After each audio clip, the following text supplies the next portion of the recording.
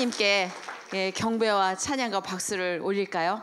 하나님 감사합니다. 우! 아멘. 그거 아세요? 저 진짜 이런 거 잘 못했어요. 교회 가서 이거 들어 올리는데 10년 걸렸어요. 네, 그 약간 연예인 연합 예배 있거든요. 이제 한 달에 한 번씩 화요일 날 저 서울 온누리교회에서 열리는데 못 가요. 나는 아는 얼굴이랑 예배 드리는 게 너무 쑥스러운 거예요. 네, TV에서 같이 활동하고 이랬던 애들이랑 같이 막, 그러니까 이게 천선적으로 좀 개그우먼인데 폐쇄적이고 좀 내향인이에요. 안 믿겨지시죠? 네. 그래서 이렇게 여러분과 인사하고 막 두 팔 벌려 와 하기까지 30년 걸렸어요. 네, 이제 뭐 한 20년만 더 지나면 굉장히 활발해지지 않을까요? 활발한 할머니가 되는 게 꿈이에요. 저는 이 교회에 정말 너무나 우연히 이렇게 목사님이 열과 성의를 다해 주셔서 정말 열정적이시더라고요, 목사님께서. 예. 그래서 번호를 난데없이 이렇게 이제 구하셔서 다이렉트로 연락이 오셔서 처음엔 너무 당혹스러워서 차단을 누르려 했으나 목사님이 너무 뜨거우신 거예요. 막 펄펄 끓고 계시는데 내가 이걸 차단하면 정말 하나님이 싫어하시겠구나 이런 생각이 들어서 알겠어요, 목사님. 그 대신 번호를 다른 분에게는 양도하지 말아 주십시오. 제가 번호가 이제 목사님 사이에서 알게 모르게 이렇게 이제 저글링을 이렇게 당하고 있는 것 같은데 개인 번호라. 근데 희한하게 하나님께서 막 은혜로 또 채워 주시더라고요. 그래서 이 교회에 딱 들어섰는데 뭔지 알겠다. 이 목사님이 왜 이렇게 뜨거울 수밖에 없는지 알겠다. 그냥 저희는 그렇게 믿음이 막 강하고 막 여러분이 막 그렇게 뜨겁게 붙들듯이 참 부끄러운 크리스찬이에요. 그렇게 못해요. 근데 많이 이렇게 돌아다녀 본 사람들 특유의 감이 있잖아요. 근데 이렇게 딱 들어왔는데 하나님이 정말 너무 꽉 채워주고 계시는구나. 그러니까 막 이런 사인은 뭉클한 느낌, 울컥하는 느낌으로 해요. 나 눈물 나서 죽을 뻔했네.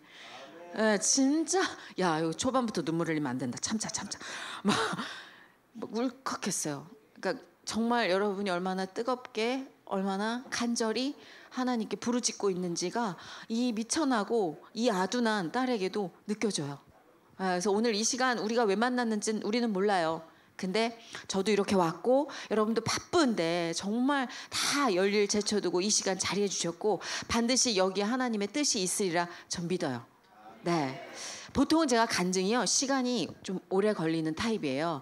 아시는 것처럼 겪은 일이 많아가지고 한 1시간에서 1시간 반 정도. 근데 목사님께서 한 20분 30분 정도 저에게 시간을 주셨어요. 좀 더 또 중요한 순서들이 많이 남아있기 때문에 한 20분 정도로 간추리기에는 조금 뭐 두서가 없을 수 있으나 그래서 고민을 했어요. 나는 이 짧은 시간 동안 하나님 어떤 얘기를 해야 돼요? 어떤 얘기를 하면 좋을까요?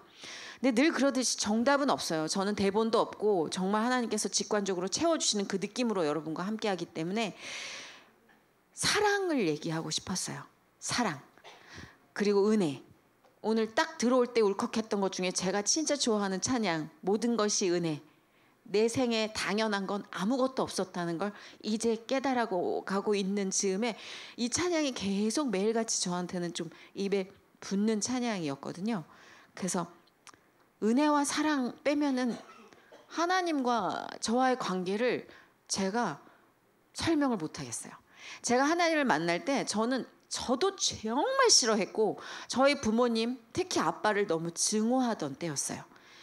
아버지가 약간 이제 가정폭력이 좀 있으셔가지고 술을 드시면 액션을 굉장히 크게 하셨던 아주 멋진 분이셨어요. 하나님 영접하시고 7년 전에 소천하셨는데 벌써 8년이 됐네요. 그 아버지 돌아가시기 전까지 한 20년 넘은 세월, 한 25년에 준하는 세월을 아버지를 믿음으로 이끄는 전쟁이었어요. 됐다 싶으면 뒤로 가고 또 됐다 싶으면 더 멀리 가고 이런 아주 길고 지루한 전쟁일 수도 있었는데 그 시기를 통해서 하나님께 받은 게 너무 많아요. 제가 처음에 하나님께 만났을 때 정말 난 예수님 만나면 나 진짜 따질 게 너무 많다. 첫 번째, 이 세상의 부조리함. 나보다 훨씬 덜 노력하고 잔머리 굴리고 좀 못됐다 싶은 애들이 너무 잘 되기 시작하고, 그러니까 방송국이라는 데가 사실 정직하게 뭐 자기가 노력이 이만큼 있다고 해서 그 노력만큼 결실이 맺어지는 곳이 아니에요. 세상이 그렇잖아요. 세상 이치가 어디 내 노력만큼 나와요. 근데 사실 바꿔서 생각하면 나보다 더 노력하는 사람보다 내가 조금 더 잘 돼 있을 땐 세상이 불공평한 수혜자가 바로 나구나라는 것을 느껴요. 그러니까 바꿔서 생각하면 감사한 건데 그때는 바꿔서 생각할 줄 몰랐어요. 하나님을 몰랐기 때문에 억울하고 분한 것들이 많았어요. 그래서 내가 잃은 것만 보이고 내가 빼앗긴 것만 보였어요. 저 사람이 행복하면 괜히 내 행복을 빼앗아서 행복한 것 같은 그런 졸렬한 마음도 있었어요. 그러니까 어린 마음에 하나님 붙잡고 좀 사정하고 싶었고, 하나님이 계시다면 좀 따지고 싶었는데, 저희 엄마가 사실 17년 동안 불교를 믿으시다가 제가 원래대로 공식대로 말하면 먼저 교회를 가고 먼저 하늘에 떨어진 미랄이 돼서 가족들을 전도해야 되는 상황이었거든요. 왜냐하면 저는 중학교, 고등학교가 다 기독교 학교였단 말이에요. 근데 너무 놀랍게도 저는 기독교 학교를 다니는 내내 하나님께 너무 무관했고 무관심했고 심지어 반항을 했어요. 도대체 신을 믿는다는 사람들의 저 행동 거지가 뭐야? 예수를 믿는다면서 저게 뭐 저렇게 모순된 행동을 보이는 거야? 그래서 밀어내기 급급했는데 저희 어머니 안에서 변화가 일어나고 있었더라고요. 저희 어머니가 17년 그 불교 신자의 마침표를 찍으시고 방향을 바로 트시더라고요. 그리고 교회를 나가셨어요. 물론 그 교회를 나간 데는 조금 웃지 못할 해프닝이 있긴 있습니다. 어머니 무속신앙에 심취했을 때 어떤 무당이 어머니께 지금 섬기는 신하고 맞지 않으니 종교를 바꿔보라는 어떤 방향을 전환할 걸 제시했다. 그래서 어머니는 궁극적으로 하나님이 무당도 쓰신다라는 얘기를 하시더라고요. 그렇잖아요. 무속인도 사람이고 하나님 자식인데 하나님이 마음만 먹으면 쓰시죠. 그래서 사실은 그분이 전도했어요. 그러니까 저희 어머니는 그때 절 아니면 교회, 약간 이분적인 생각을 하고 계셨을 테니까, 물론 그게 전부는 아니겠지만 교회로 딱 발걸음 옮기고 나서 몇 년 있다가 아셨어요. 저희 어머님의 친구분들이 1년 넘게 어머님의 이름을 부르짖으면서 중보기도를 했다는 걸. 그래서 저는 저희 엄마를 보고 중보기도의 힘을 믿어요.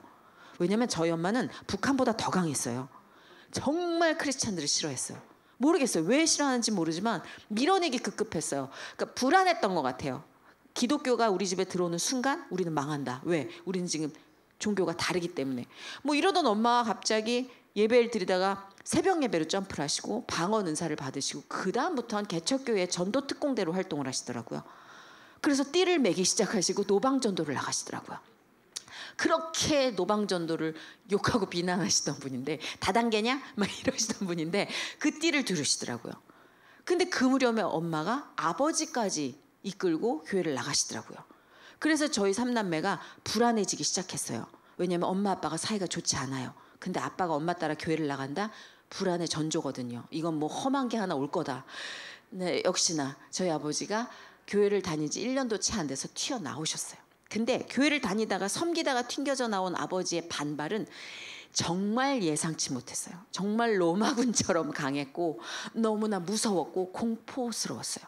근데 엄마가 항복 깃발을 안 드는 거예요. 나라면 그냥 교회 안 나가. 가정의 평화를 위해서. 가뜩이나 평화롭지 않은 집인데 아빠가 저렇게 때려 부실 정도로 싫어하면 그냥 안 나가면 되잖아. 그리고 저는 개그맨이 돼서 방송국에 완전 꽂혀가지고 성공과 명예를 쌓는 데만 꽂혀 있었기 때문에 집안이 시끄러운 게 너무 거추장스럽고 불편하고 창피했던 것 같아요. 어린 마음에.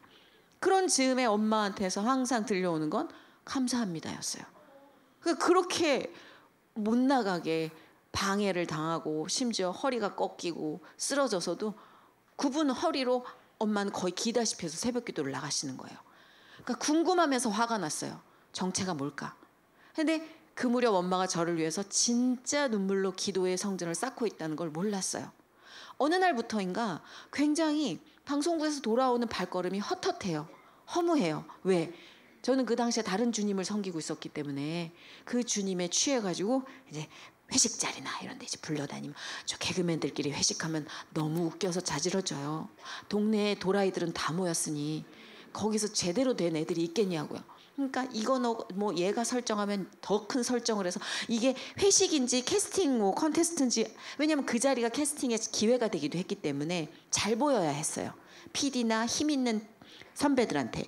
그러니까 회식 자리, 뭐 가라오케만 가라오케, 뭐 술집은 술집 따라다니면서 선배들한테 이제 아이 컨택해서 눈이라도 좀 마주쳐서 좀 뭔가 캐스팅의 기회를 얻으려고 그런 시기였는데, 그게 1년이 되고 2년이 되고 3년이 돼가니까 지치잖아요.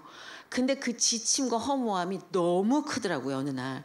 그래서 그냥 동네에 상가에 보이는 십자가를 따라서 들어가서 상가 4층에서 정말 소리내서 엉엉 울면서, 또 잠이 또 울면 또 개운하니까 자잖아요. 예, 그럼 이제 목사님이 걷어내요. 여기서 이러시면 안 된다고.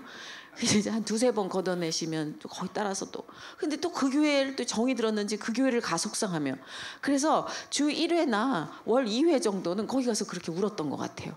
근데 나중에 세상에 공짜는 없다는 걸 깨달은 게, 엄마가 섬기는 교회에 엄마가 데리고 나갔는데 거기가 그 교회인 거예요. 그래서 목사님이 저를 보고 주춤하셨던 걸 제가 기억해요. 노른자가 왔다.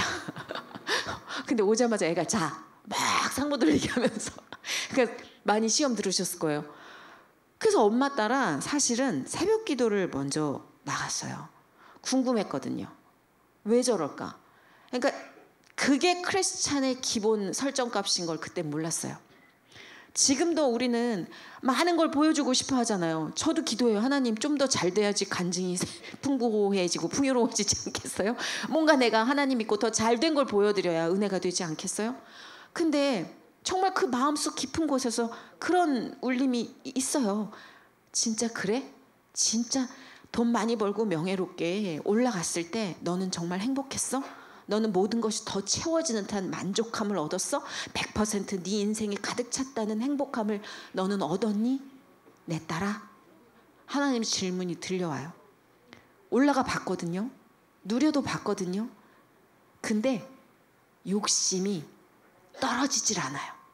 더 올라가고 싶고, 더 채우고 싶고, 더 벌고 싶고, 더 내 품 안에 끌어안고 싶은 그 갈증이, 바닷물을 마시는 것 같은 갈증이 끊임없이 손톱처럼 자라요. 머리카락처럼 자라요. 근데 그때와 비교해 봤을 때 지금 사실 연예인의 인생 쳐놓고는 굉장히 수직 상승으로 망한 케이스인데, 나 썩 행복해요. 꽤 많이 웃어요. 그리고 감사하다는 인사를 꽤 많이 해요. 그리고 예전에 땡큐 소리가 안 나왔던 정말 자질구레한 일에 울컥울컥 감동받아 울어요. 갱년기인가? 그건 아닌 것 같아요. 아직까지 덥진 않아요. 근데 진짜 너무 감정의 가닥이 감사에 꽂혀 있는 게 얼마나 충만한지를 하나님이 알려주시니까, 사실 그 기도가 인간이기 때문에 뽁 나왔다가 뽁 들어가요. 근데 그때는 진짜로 막 너무 채워넣기 급급했던 어린 때였기 때문에 엄마 따라서 뭐지? 크리스찬의 비결인가 이게? 뭐 말도 않는 되도 않는 상황에서도 땡큐 감사 이게 쏟아지는 게 막 진짜 알고 싶은데 얄미웠던 것 같아요. 그러니까 지금처럼 막 충만히 깨달아진 게 아니라 그냥 갔어요. 갔는데 하나님은 무슨 하나님 소리도 안 들리고 뭐 빛으로 막 머리를 뚫고 막 고등학교 때 간증하시는 분이 막 얘기한 거하고 너무 달리 너무 잠이 잘 와. 그래서 이게 평안가? 그러니까 하나님이 내 안에 계셔서 그렇게 잠이 잘 오나? 그럴 때도 있어요. 예. 목사님께는 죄송하지만 진짜 불면증에 시달리는 분들 와가지고 편하게 주무시는, 그것도 은혜가 아닐까 저는 그렇게 생각합니다. 잠막이라고 하지만 잠이 은혜인 사람들이 있잖아요. 그런 사람들에게는 하나님이 잠깐 재워주시는 타임이라 생각을 해요. 근데 어찌됐든 그때 제가 만난 하나님이 바로 사랑이었어요. 왜냐하면 교회 문을 딱 여는데 한 달 정도 하나님이 진짜 뭐 나타나지도 않고 뭐 나한테는 뭐 이렇게 이래 뭐 어떻게 해야 돼 이러면서도 또 교회 가 새벽기도 그 잠 많은 애가 술 막 취해가지고 2시에 들어오면 각을 하고 4시 반부터 일어나서 기다리는 거예요.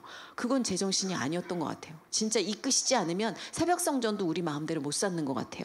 누군가 그러더라고요. 회개도 우리 마음대로 못 한다고. 하나님이 안에서 선이야 이렇게 불러주시지 않으면 나 잘못한 거 몰라요. 나 찜찜하지 않아. 나 잠 잘 자요. 죄 짓고도. 근데 그렇게 부르셔. 선이야.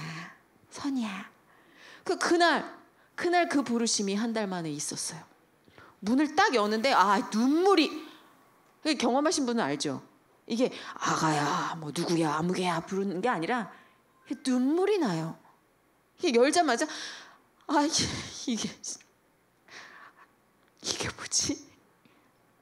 마치 오늘 이 시간 이 통로를 뚫고 이 단상에 올라오기까지의 그 뭉클함, 그것에 훨씬 웃도는, 왜? 첫 경험이었잖아요. 그런 마음이 있는 것조차도 몰랐어요. 근데 문을 여는데 너무 따뜻해. 너무 따뜻해. 도대체 이 평화로운 따뜻함의 정체는 뭐지? 사랑이었어요. 앉아 있는데 목사님이 무슨 말씀하시는지 몰라요. 성경 잘 몰랐을 때 내용 몰라. 등장인물 너무 뭐 낳고 계속 낳고 싸우고 전쟁하고 나쁜 일은 죄다 다 하고, 그 은혜가 안 돼. 근데 끝나고 나서 새벽 기도에 가장 개인 기도 시간을 주잖아요. 가장 그 새벽 기도의 하이라이트라고 그러시더라고요, 누군가가. 왜냐면 부르짖을 때 가장 사람이 군더더기 없이 부르짖은 때가 새벽 성전이기 때문에. 근데 예전에 무서워했단 말이에요. 왜? 너무 방언이 무서워. 막 랄랄랄랄랄랄 막 사칙 막 잘하면 알아들을 것도 같은데 못 알아듣겠어. 근데 막 사람들이 막 개구리 소리가 나고 막 기둥을 치고 막 비행기를 타고 막 퍼포먼스가 장난이 아니야. 이건 그것이 알고 싶다의 제보각이다. 막 이런 때도 있었어요. 근데 그 개인 기도에 소리치는 아우성이 들리지가 않아요. 마치 나를 물속에 누가 집어넣은 것처럼, 엄마 뱃속으로 다시 넣은 것처럼 고요해요. 잠잠해요. 잠잠해요. 내 안에 들끓는 분노도 불안함도 아빠에 대한 공포와 그리고 증오도, 모든 감정들이 잠잠해요. 그 잠잠함을 통해 누군가 나에게 이렇게 얘기하는 것 같았어요. 선이야, 내가 너를 사랑한다. 내가 너를 진짜 사랑한다. 아마 여러분 중에 많은 분도 느끼셨을 테고 감지했을 테지만 이건가 싶어서 또 무시했을 수도 있고, 아마 저처럼 수많은 분노와 괴로움 때문에 그 고백이 들리지 않는다고 착각할 수도 있어요. 근데 그 고백이 어느 날 팝업창처럼 팍 하고 나타난 게 아니라 진짜 두꺼운 벽을 뚫고 몇천 겹의 막을 찢고 찢어 나한테 닿은 거예요. 수많은 세월 동안 나에게 사랑한다 부르짖었지만 난 듣지 못했고 알지 못했고 들으려 하지 않았어요. 근데 그 찢어지는 막과 뚫리는 벽과 허물어지는 성이 느껴져요. 그리고 피투성이가 된 하나님의 목소리가 들렸어요. 느껴졌어요. 선이야, 내가 너를 사랑한다. 제가 이 시간 여러분 앞에 서 있는 건 그 이유예요. 그 고백을 들었고, 그 고백이 저를 변화시켰고, 그 고백이 끈질기게 버티는 저를 이렇게 나아가게 했고, 그 고백이 저를 설득시켜요. 선이야, 가기 싫지만 오늘 내가 그때의 너처럼 안아주고 싶은 아이가 있다. 그때의 너처럼 위로하고 싶은 아이가 있다. 그때의 너처럼 등을 쳐서 나가게 하고 싶은 아이가 있다. 그때의 너처럼 병을 고쳐주고 싶은 아이가 있다. 그때의 너처럼 쓰러져 있는 영혼이 있다. 그러니 사랑하는 내 딸, 가서 네가 할 생각하지 말고 너는 웃으면서 나를 사랑하는 마음으로 그냥 나오는 모든 말을 누려. AS는 아빠가 해줄게. 약간 그런 믿음? 그런 큰 백을 만난 든든함? 사실은 개인적인 얘기를 별로 하고 싶지 않아 해요. 그래서 방송에서 유난히 욕을 오래 먹었고 오해의 여지를 좀 많이 갖고 있는 연예인이에요. 왜? 미주알 고주알 다 털어놓기 싫어하고 인스타나 각각의 SNS를 통해서 개인정보를 그렇게 흘리기 싫어해요. 다분히 폐쇄적인 성향이 없잖아 있어요. 이 시대에 맞지 않아요. 근데 잘 먹고 살아요. 이 시대와 어울리는 성격을 갖고 있지 않아도 여러분, 하나님이 살 길을 열어주시고 형통하게 해주시고 쌓인 빚을 갚게 해주시더라고요. 고통도 있었어요. 아빠와의 긴 전쟁 속에서 분노를 조절 못해서 정말 아빠를 해칠 생각까지 했었는데, 제게 지금 가장 하나님이 주신 큰 축복이 뭔지 아세요? 아빠가 보고 싶어요. 여러분, 이게 폭력 가정에서 태어난 아이들이 가질 수 없는 선물이에요. 그리움, 천만에요. 저는 아빠가 들어와서 나를 해칠 거란 생각에 무기를 항상 베개 밑에 넣어놓고 잤어요. 심지어 아버지는 저를 때린 적이 몇 번 없어요. 어머니가 상습적으로 맞았지. 근데 난 아빠를 용서하게 되고 아빠를 사랑하게 되고 아빠를 그리워하게 됐어요. 저는 이걸로 좋게요. 수많은 일들이 있었고 원치 않는 극단적인 방법으로 남편도 잃어봤고 똑같은 방법으로 친구도 잃어봤고 소중한 사람들 많이 보내봤어요. 그래서 사람들이 그래요. 너 교회 다니는데 뭐 이렇게 풍파가 많니? 너 뭐 교회 다니는데 왜 이렇게 힘든 일이 많니? 어디 은혜가 되니? 그래요. 그때는 저도 그랬어요. 하나님한테 따지는데 아주 좋은 무기였어요. 참 보기 좋으시겠어요. 하나님 믿는 딸이 이런 식으로 세상에 짓밟히고 진짜 악소리도 못하고 생매장당하는 거 보시는 게 좋으시겠어요, 하나님? 그렇게 빈정거리기도 했어요. 근데 희한하게 더는 못 가겠더라고요. 알아버렸잖아요. 그분의 고백을 내가 들어버렸어. 모르는 사람처럼은 못 살겠는 거예요. 아무리 고통스럽고 외부 공격이 와도 내가 하나님 그 사랑 고백을 받고 알고 깨달았잖아요. 그리고 하나님과의 관계가 형성이 됐잖아. 아주 막무가내로는 못 나가겠더라고요. 진짜 신발을 집어 던지면서 예배를 드리다가 막 진짜 땡깡을 부린 적도 있어요. 끌려나가다시피 한 적도 있는데 그 이상은 못 하겠더라고요. 그 이상은 없나?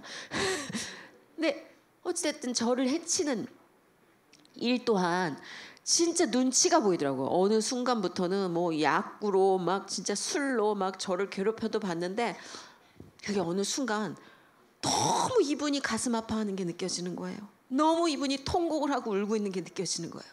너무 이분이 하지 않고 있어야 되는 그 사랑이 얼마나 아픈지를 알려주시는 거예요.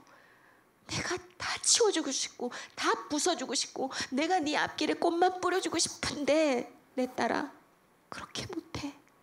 그렇게 하는 게 너를 망치는 길이야. 그게 어느 순간 들어오더라고요. 그래서 왜 나를 이렇게 만들었어요? 라고 부르짖는 대신 그냥 진짜 속마음을 고백하게 됐어요. 하나님 난 너무 무서워요. 하나님 난 어떻게 해야 돼요? 하나님 길을 알려주세요. 자존심 때문에 하나님을 원망만 했다면 진짜로 그 통탄의 마음을 깨닫고 나서부터는 진짜 아기처럼 일일이 걸음마 하나하나를 의지했던 것 같아요. 그때 하나님이 너 기억나잖아. 너희 아빠와의 그 전쟁. 그 너무나 가슴 아프고 지루하고 너희 가족 모두가 매달렸던 그 전쟁 기억나잖아. 기억나요. 그래서 더 지쳐요. 그 전쟁이 너무 힘들고 고단했기 때문에 지쳐요. 그랬더니 하나님이 딱 그러시는 것 같아요. 그 전쟁 네가 한 거 아니잖니. 근데 진짜 난 또 내가 했다고 생색을 내고 있더라고요. 그 20년 넘는 세월을 하나님께서 진짜 피 묻은 발자국 찍어 가시면서 계속 앞서거니 뒤서거니 아빠와 호흡하게 해주시고 결국 아빠의 소년 같은 그 어떤 불안함과 그 아버지에 대한 불쌍한 마음, 긍휼한 마음을 키우고 증폭해 주시고 결국은 마침내 용서하게 해주시고 마침내 아빠를 사람으로 이해하게 해주시고 지금의 아빠 나이를 생각했을 때 내 나이보다 더 어렸구나. 아빠는 좀 무서웠겠다. 아빠는 많이 무서웠겠네. 그래서 다시 한번 곱씹게 해주시고 화해하고 투병하는 동안 가족들이 화합하고 표현하고 그 어느 때보다 오글거리는 닭살 행각들을 펼치게 만드신 분이 하나님이셨어요. 그건 불가능해요, 여러분. 내 안에 미움이 있는 한 절대 불가능하고 당한 기억이 있는 한 불가능한 일이었거든요. 근데 하나님이 그걸 해주시더라고요. 그래서 그 기억을 믿어보기로 했어요. 그 기록을, 그 공식을 믿어보기로 했어요. 그래서 사랑하는 사람 보내고 나서 세상이 모두 손가락질할 때 그 공식을 대입하면서 살았어요. 하나하나 발걸음, 정말 하나 한 걸음까지 하나님께 의지하고 위탁했어요. 그때 알려주신 게 하나님이 성경 공부.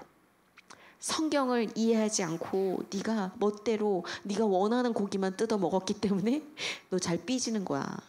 그 역사의 흐름대로 호흡하고 왜 그랬는지, 왜 그 전쟁에서 승리했는지, 왜 그 전쟁에서 패했는지.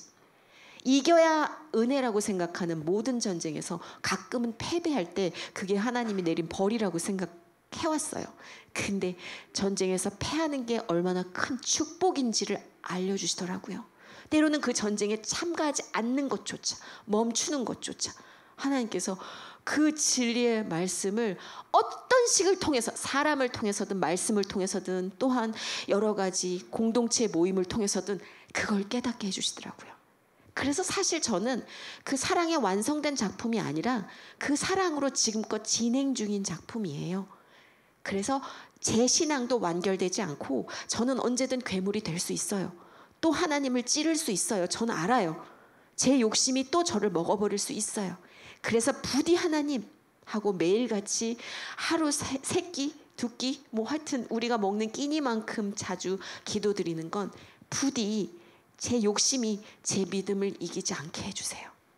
제발, 제발 하나님. 제가 그게 얼마나 고단하고 고독하고 쓸쓸한 일인지 조금은 알아요. 하나님, 그러니 제발 제 모든 패배에도 하나님이 계셔주세요. 제 모든 고난의 순간에도 하나님이 계셔주세요. 그래서 저는 빌립보서 4장 11장부터 13절 말씀을 되게 좋아해요. 풍요에도 처할 줄 알고 빈곤에도 처할 줄 아는 모든 일체의 비밀을 그분이 가르쳐 주셨어요. 빈곤 안에서도 감사를 했던, 그 폭력 안에서도 감사를 했던 엄마를 보여주셨고 그 엄마가 저에게 간증이 됐어요.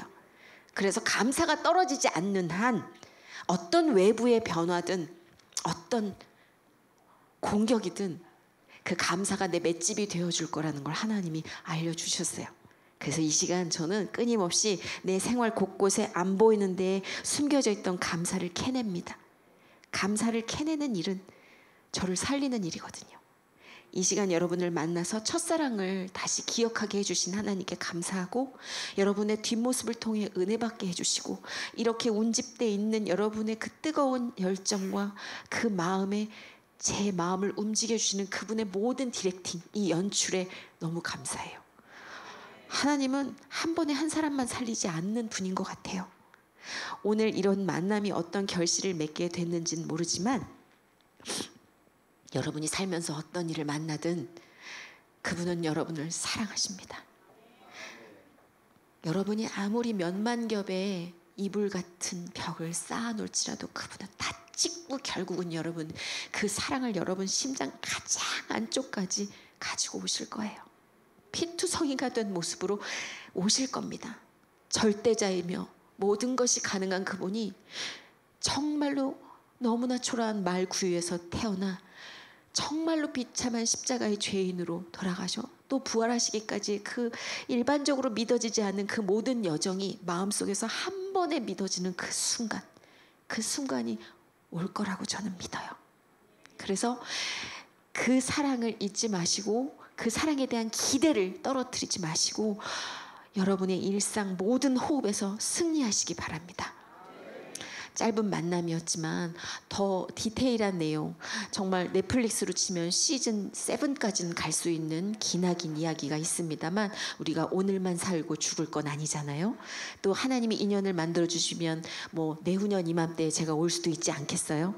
예, 뭐 그런 날, 올 수 있는 날, 만날 수 있는 날, 혹은 그냥 만나지 않더라도 아, 그녀가 그랬겠구나. 아, 그녀도 이런 마음이었겠구나 싶은 공감대가 주 예수 그리스도의 이름으로 함께 뭉쳐질 때 그건 오늘의 결실이라고 저는 생각합니다. 네, 만나게 해주신 하나님께 감사드리고 짧은 시간 집중해 주신 여러분께 너무 감사드려요. 행복하세요.